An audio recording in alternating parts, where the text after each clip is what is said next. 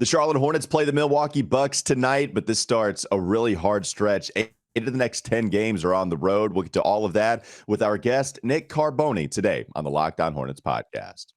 You are Locked On Hornets, part of the Locked On Podcast Network, your team every day. In a minute, cuz we live.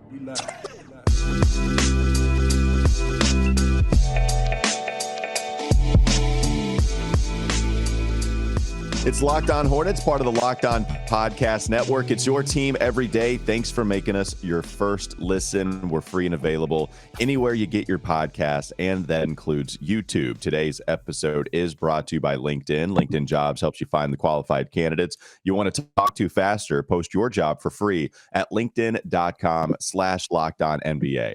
I'm Walker Mail. I'm on WFNZ from 12 to 3, co-hosting Wes and Walker. Doug Branson, he's got a Substack on Every Hornets Boxscore.com, and that is Nick Carboni back with us after, was it a 2-week hiatus? Yeah, is that right? 2-week holiday break from you guys. I enjoyed it, but I'm back. What's that? Hold on. What's that head candy you're wearing? Is that little Brew Crew? Little Milwaukee? Brew Crew. I'm about to marry into a Milwaukee family, so I got to rep, and then I got 860 still. The Hatford Whalers. Yeah. Now is that this kosher? Is the real deal too.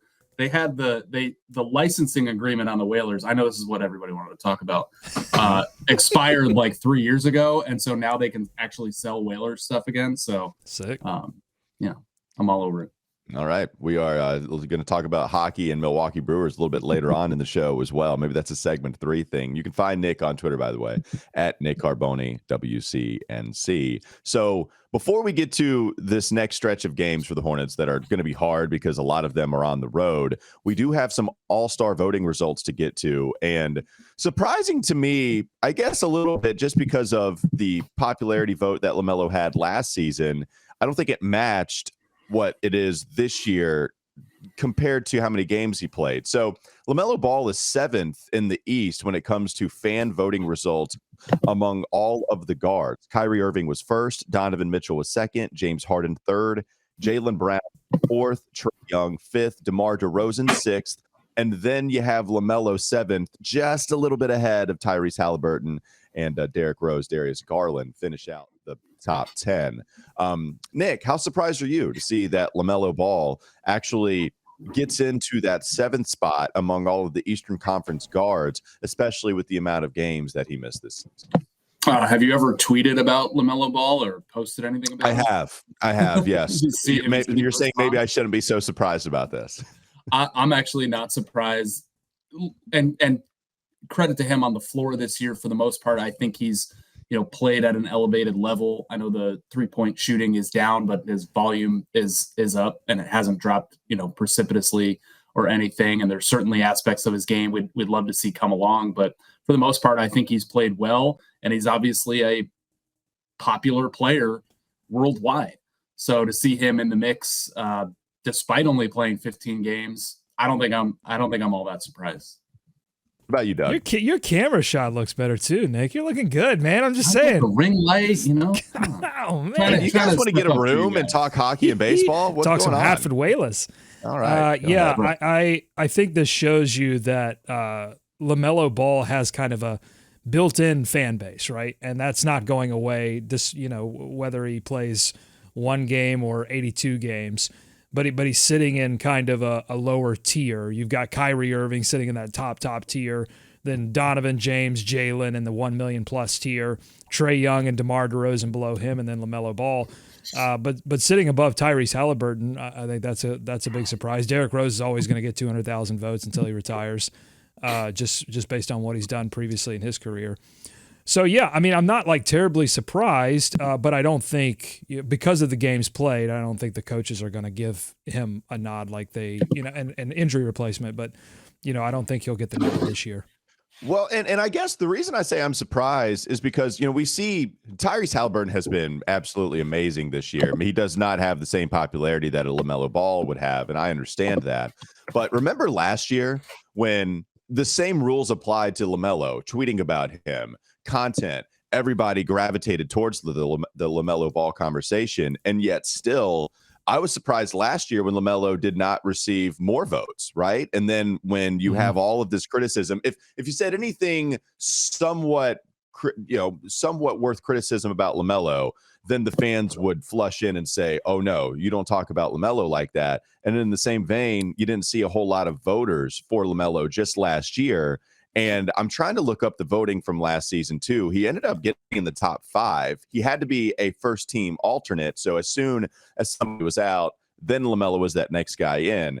But with Donovan Mitchell coming over from the Western Conference to the Eastern Conference, Tyrese Halliburton from Sacramento, and he's right there with LaMelo. It is not a big difference between the two. So I guess Halliburton could pass him. DeJounte Murray nowhere near in the top 10 right now as far as comparing it to LaMelo. So I guess that was kind of my point. Doug, I know you had something with that. Well, I mean, I think when you're an American-born player, even if you play internationally like LaMelo did, I think that fans want to see you win something like significant. And so he didn't go through the college experience and, play in a tournament or anything like that.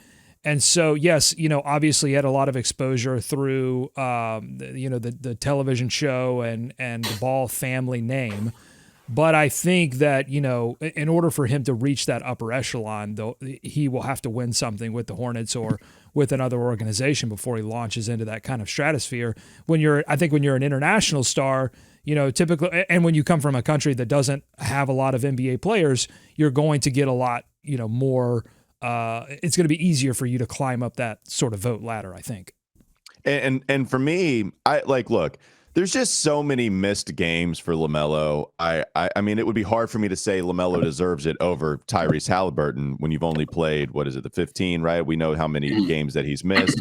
And, the shooting has, for the most part, been pretty good, to be honest with you, in totality. 36.5 from 3 is fine, shooting 11 times, but I expect him to shoot higher than that. Point is, it doesn't mean that I think he is a lesser player than some of his colleagues right there at 7, 8, Halliburton, Trae Young to a certain extent. It's just that this year, the injuries, they hurt everybody. I mean, that's going to come into effect when you evaluate any of these players. But Nick, I don't think he's necessarily, some big time lesser player than some of the other the guys that did get in the top 10 results.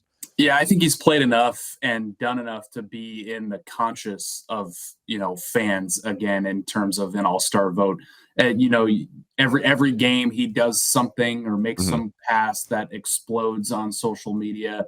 He's got the new slime shoes. He's wearing number 1. I mean, he kind of just looks the part of an all-star again. And he kind of came back and did so at the right time, right before all this fan voting was compiled for the first time. So I really wasn't surprised. And listen, I don't think he deserves it at this point as much as he did last year, certainly. But, we'll see what happens over the next 15 games played or whenever the next vote total is. I think it is sometime this month. Well, here's the issue. Okay, let's go down the list of names that are in front of him on this list. Okay, Kyrie Irving, elite scorer. Donovan Mitchell, 71 points, elite scorer. James Harden, certainly his game is dropped, but elite scorer. Jaylen Brown, same thing. Trae Young, DeMar DeRozan. Okay, you get down to LaMelo Ball. That's the first elite playmaker, passer that you get to, and he's the best passer in the league, in my opinion. And but here's the thing: when you're known for making your team better through playmaking, your team has to be better. And that's not all on LaMelo. So, it's not entirely fair to LaMelo, but the Hornets have to do a better job as an organization if they want LaMelo to ascend in that way of putting better talent around him. Yeah. And my question for Nick is so last year what we saw was that they didn't go all in on LaMelo's all-star bid. They sort of paired him alongside Terry Rozier and Miles Bridges in kind of a three-way, ad campaign. How do you think it would be perceived if the Hornets, at the record, as the record stands right now, if they went all in on a LaMelo Ball ad campaign? Oh, that's a great question. That's an interesting question. How would you perceive it? How would I perceive it? I wouldn't totally have a problem with it. Obviously he's their best player. He made the All-Star game last year. He's putting up similar stats this year and doing things this year that even last year we hadn't seen in terms of some of the passes that he's just like consistently making. So I wouldn't have a huge problem with it. I mean, they got to have something to hold on to, something to promote, something to plug. And, they like you were saying, they should build this entire franchise around LaMelo Ball. So I wouldn't have a problem with it. I mean, they've done it in less years. Certainly weren't playing this badly when Kemba was up for it, and he absolutely deserved some of the campaigns they put together for him. I mean, they put together campaigns for Gordon Hayward. So to do it for LaMelo Ball, despite the record, I would not have a problem with it personally. Yeah, I mean, I don't think they will, though, right? I mean, do you think they will go all in for LaMelo? I mean, I don't know.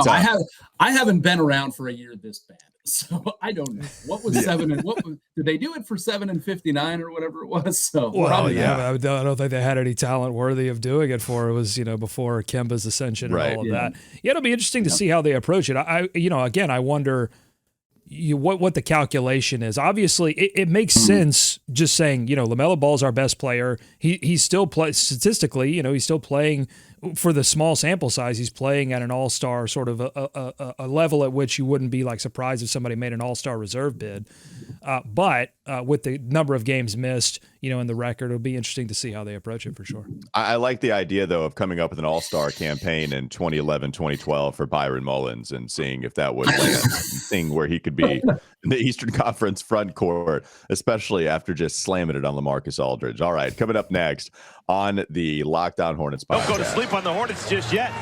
We're going to discuss what we learned this week, and then we'll get to this upcoming stretch of games where a lot of them are on the road starting tonight against the Milwaukee Bucks. This episode is brought to you by LinkedIn, and as a small business owner or hiring manager, you know that success in 2023 all depends on the team members you surround yourself with. That's why you have to check out LinkedIn Jobs. With LinkedIn Jobs, you can hire qualified candidates more efficiently by matching open roles with people who have the skills, values, and experiences to help you achieve your goals. LinkedIn Jobs helps you quickly attract qualified candidates to your open jobs with targeting tools, and they make it easy to screen and rate applicants based on your job qualifications, all on one platform. LinkedIn Jobs helps you find the qualified candidates you want to talk to faster. Post your job for free at linkedin.com/LockedOnNBA. That's linkedin.com/LockedOnNBA to post your job for free. Terms and conditions apply. What did we learn? We'll tell you coming up next. Locked On Hornets is Locked On Hornets. But I have seen him go all the way up to number 10. That was. Is there a warning? Do we need to get out of here? Okay, here's the thing. I don't know if you heard, but my watch went off, and I was trying to silence it, and then I accidentally hit ping the phone, and then the phone pinged, and now here we are. I'm doing my best, man. It seems like you're doing your very worst. Well, sometimes it seems like I'm actively fighting you today to move. Sometimes my best is my worst. It's time for more of the Locked On Hornets podcast.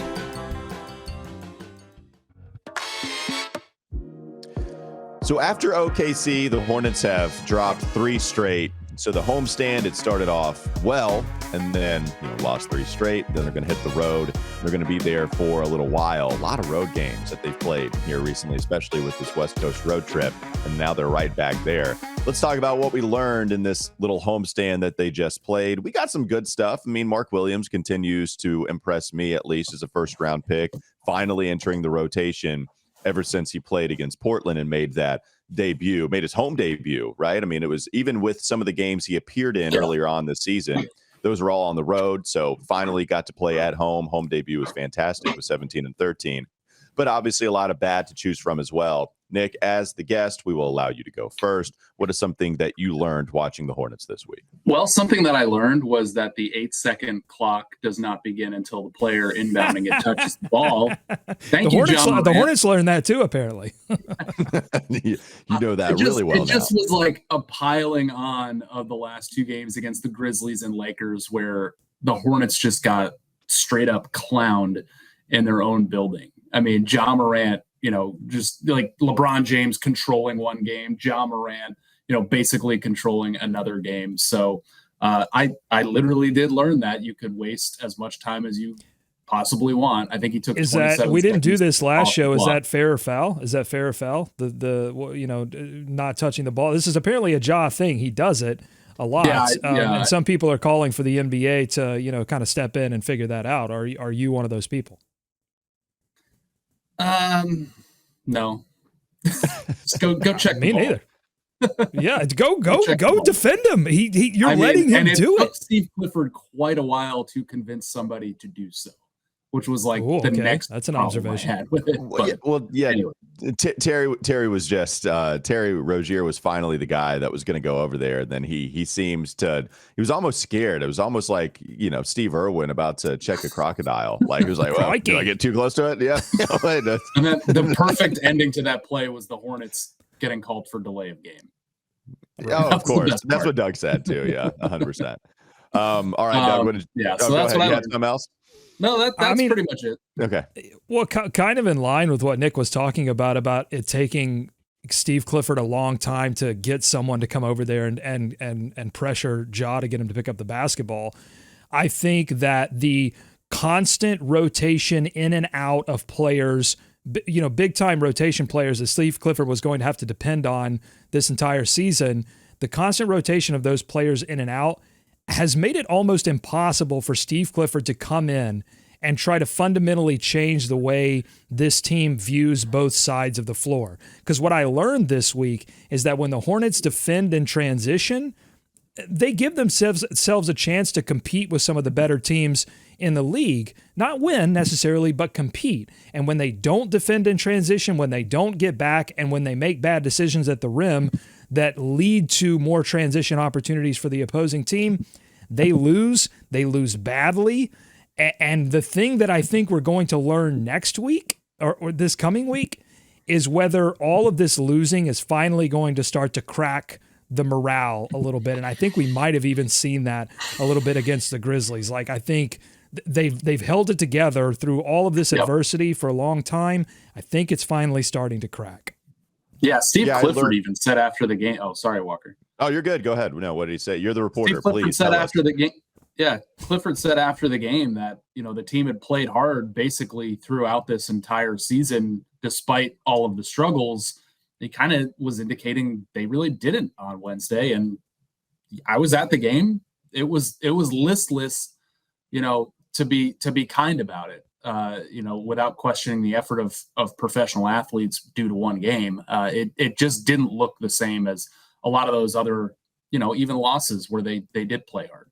No, and that kind of goes into what I was going to talk about. And I've discussed it before, but more and more it's becoming apparent that Steve Clifford has nothing for this team. And I don't know what head coach would, as far as the messaging goes, to keep them alive almost emotionally, right? Almost within the sense of having something to play for, because the more he comes out and says, we just have to understand, that we can win these games. The more he says that, the more it has the opposite effect on me. The more I feel like they can't win these games. The more that you try to emphasize to the locker room that, guys, if you get back on transition defense, and you're right, Doug, I mean, they do have a chance when they do that, but we're at the halfway point in the season, and Terry Rozier is talking about this team's lack of discipline. And nobody else, honestly, is really talking about it from a player standpoint. Kelly Oubre might have, but now Kelly Oubre is going to miss a whole bunch of time and not come back until post All-Star break.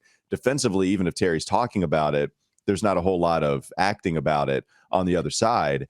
So the messaging from Steve Clifford continues to ring really loudly about, hey, we just got to remember we can give ourselves a chance here and there.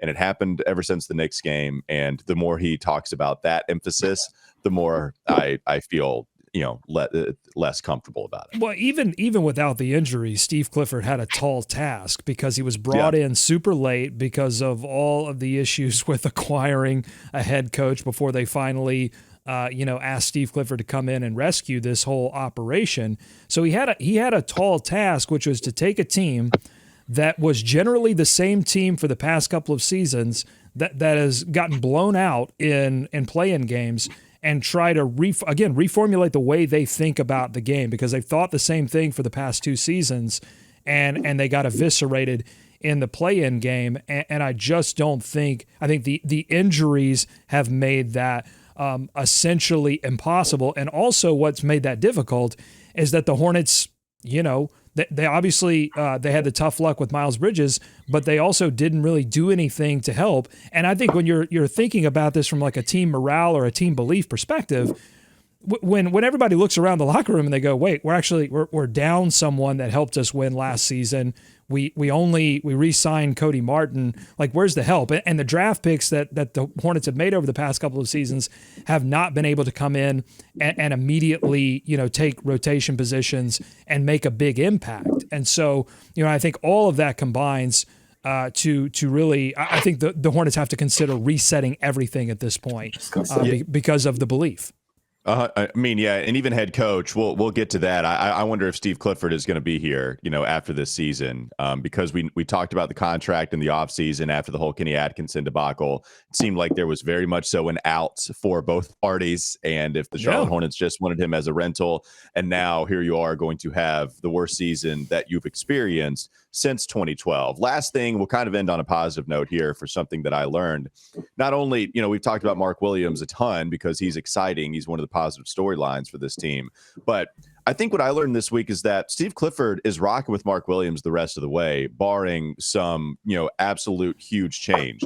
You had a couple of people have get assigned G League assignments with Teo Maledon, who's been very good for the team this year, but you get Cody Martin back, you get DSJ back. Your backcourt is as healthy as it's been. Some of the other injuries now have been Kelly Oubre, who's backcourt, frontcourt hybrid, but mostly kind of your three guy. Same thing with Gordon Hayward. So with your backcourt healthy, Teo Maledon, James Bouknight getting G League assignments. So is Kai Jones, and Nick Richards not playing.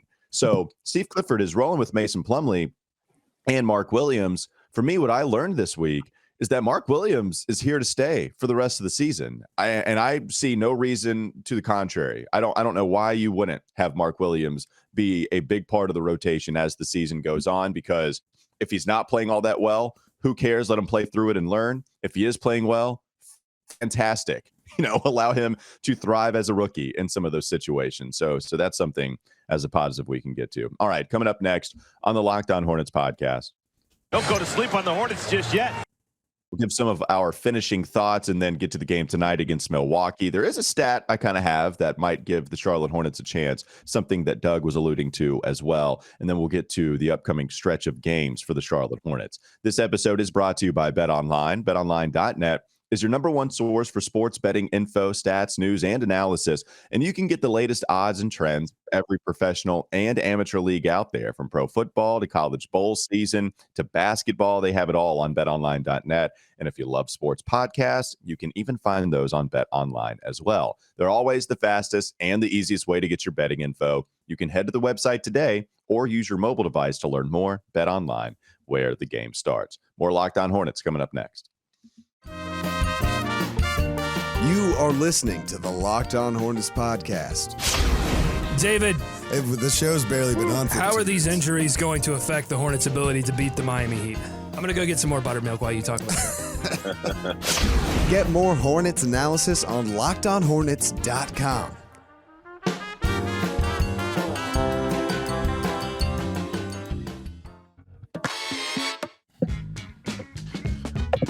Okay, so it's not gone well for the Hornets. We know that. They have 8 of 10 games on the road right now, and it starts with tonight against the Bucks. My question is, we've had such a big macro conversation about where the season is headed. The trade deadline happening on February 9th. We know about the injury keeping Kelly Oubre out until after the All-Star break, and he was one of the guys that was discussed possibly being on the trade block if the Hornets did decide to just trade everything. Terry, Gordon, if they could get whatever value they deem fit in return, but also Gordon Hayward's injured. My question is, and Nick, we'll start with you. Does this 10-game stretch that they have, does this stretch define the season and define the direction they're going to go? Or has it already been defined, the fact that we're basically at the halfway point and they're at the bottom of the Eastern Conference standings? To me, I'm in the camp that it's already been defined. I think this week kind of put a cap on, anything that this team might be able to do this season. The injury, and I just keep thinking back to this quote from Terry Rozier at the beginning of the season, that it was a blessing to get the injuries out of the way then, because they just haven't stopped. Every time they get their lineup together the way it was supposed to be, somebody goes out. Now 2 guys have gone out again. Kelly Oubre Jr. for 4 to 6 weeks, Gordon Hayward for, we don't know how long with the hamstring issue. And just the way the team played this week at home in these 2 games didn't inspire much confidence for me. I thought things felt pretty good after the Oklahoma City game, but you had to build off that. And that's the thing. I mean, their distance between the Hornets and the play-in in terms of how many games it is around 7 right now. I mean, it's not insurmountable just in terms of, how an NBA season works, but this Charlotte Hornets team has only won consecutive games one time all year.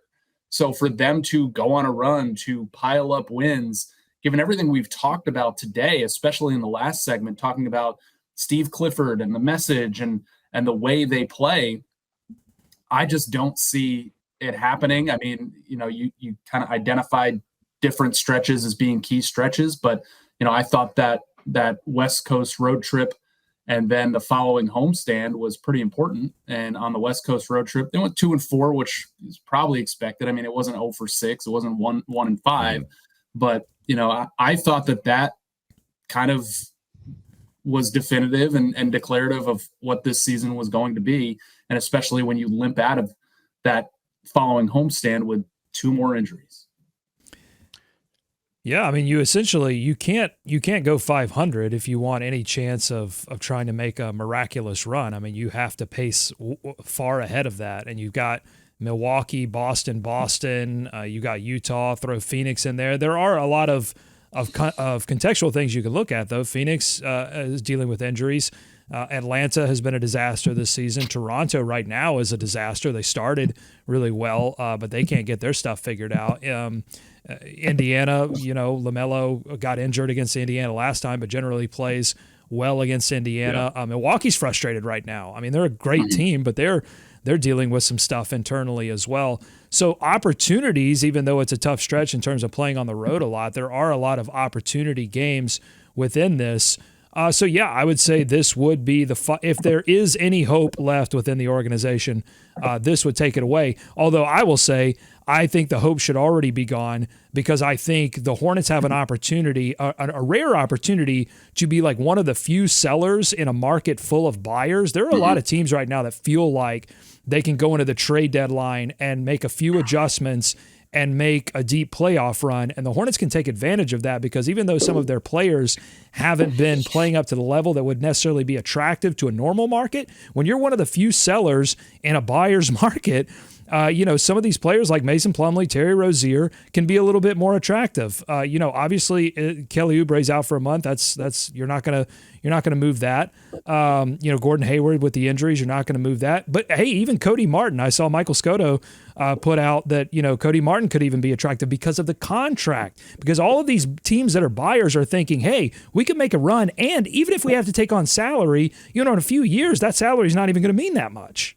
Which, by the way, makes Adam Silver incredibly happy, because remember at the beginning of the season, the dude sent out a memo to all these teams saying maybe don't tank 3 games into the season for Wemby at the end, even though he's a generational prospect.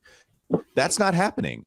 This season is wide open. You're getting an absolute Wilt Chamberlain-like stat line every single night in the association, because there are so many talented players, and it's exactly what I talked about a couple of weeks ago. The Hornets are in not unique, but they are definitely in a rare situation this year where a team that had expectations to reach the postseason or playoffs, they're the ones that have the opportunity to sell.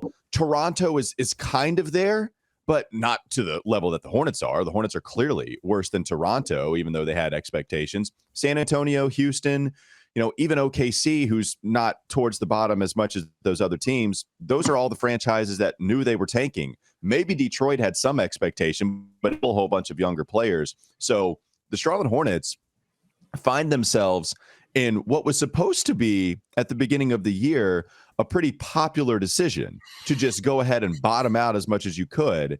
It's not going to happen for all these other teams. It is happening for the Hornets. And I do think this is going to be the final nail in the coffin that cements the Charlotte Hornets, right? I think the season's basically already defined too. But if you are still holding on hope, these next 10 games might be the foot that shakes you off down the cliff. Say, no, I'm sorry, we're done. I mean, this is Wemby time. We're not winning any more games, especially Milwaukee. Playing on the road against Toronto, even if the Raptors aren't as scary, you still are playing on the road. You have 2 games at home, but 2 games against Boston. So those are tough games. I think it's go ahead, Nick. Go ahead, Doug. No, please. Awkward FaceTime podcast moment. Yeah, very weird. Let me take control. Nick, you go. Nick, this is your time to shine. You're the guest. I think it is an advantageous position to be in, and you consider every year around the trade deadline, it seemed that this team was trying to balance, we have some assets we could get rid of and gain something for the future, but we're close to the playoffs because the East wasn't very good, or we're close to the playoffs because there's a play-in now and we feel like we're that kind of team. I think this is lining up to, 3-4 weeks before that trade deadline hits to, prove to what's been obvious to probably us for at least a few weeks now, is this team is firmly in the seller's position. And I mean, really, is it Charlotte and Houston, and how much does Houston have to offer as well? I mean, Charlotte has some of these players that, if you put context around Terry Rozier, like, yes, he's shooting terribly right now, he's not playing well. He could go into another team, get refreshed a little bit, get in a new situation, and contribute in a specific way, and not, all of the ways he's had to for the bulk of this season with the Hornets, which I think has definitely, caught up to him. I just don't know what there is to lose at this point. I mean, you watch those home games, fans aren't showing. I mean, opposing fans are showing up, but home fans aren't showing up for this product because they understand. I mean, I think even casual fans certainly understand, but even the hardcore fans are like, look, this is not a product that really has any hope of making an impact in the postseason. So when your fans understand that, I don't see how, as an organization, you can continue. It's cognitive dissonance if you're saying to the fans, no, just give us a few more games. It's like, no, you're almost 10-30 at this point. There's not a few more games that are going to change this. Yeah. And so I think they have to take advantage early of opportunities to get into a position, not even for the draft, but just to reset the roster in general, because this experiment, for reasons that were in and out of their control, has not worked, and I don't think really has any chance of working at this point. Yeah, you're not getting a first-round pick for anything, but you can certainly recoup some assets, play with salary a little bit, alleviate that a little bit. You're not going to completely shed or dump everything, but I agree. It's just, trying to build this team in the mold of LaMelo Ball for the future.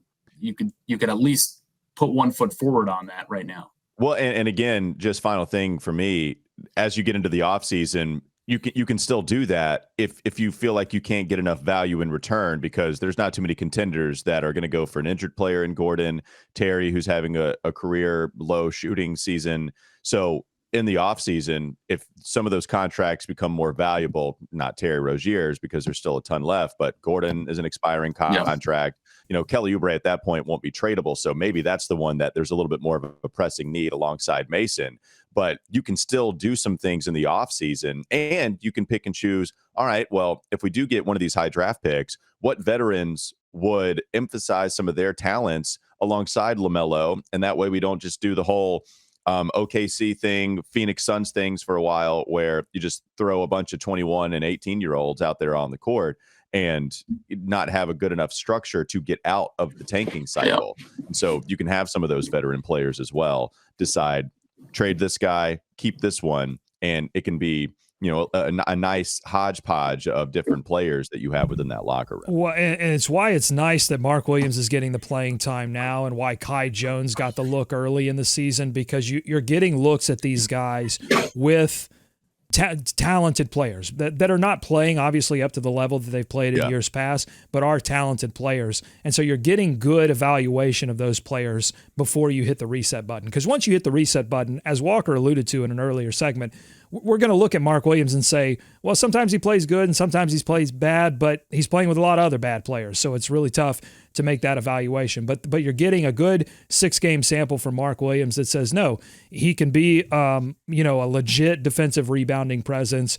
His block and steal percentage numbers are nutso right now. Again, small sample size. Love it. And he's obviously having challenges against bigger lineups, but some great numbers to look towards, the future with. All right, that is Doug Branson just speaking. You can find his Substack on everyhornetsboxscore.com, giving you a great recap every single night / morning of the game that most recently took place. And a big thanks, as always, to Nick Carboni joining us once again, making a weekly appearance this time. We'll keep it back and we'll keep it going. You can find him on Twitter at Nick Carboni WCNC and watch him on different news hits, different shows there. I think 5, 6, 11 usually is when we can find you. So we can find you a lot of different ways. PM, yes, not in the morning. Let's not get it twisted. I've done the morning stuff. No, I don't wish that on my worst enemy, and I don't wish that on you either, Nick. We appreciate the time, man. Thanks again. Yeah, thank you guys. All right, thanks for making Locked On Hornets your first listen, and thank you for making us your first listen today. Now make your second listen Game to Game NBA. Every moment, every top performance, every result. Locked On Game to Game covers every game from across the NBA with local analysis that only Locked On can deliver. Follow Game to Game on Locked On NBA, available on the Odyssey app, YouTube, and wherever you get your podcast. Have a great weekend. We'll be back with you on Monday.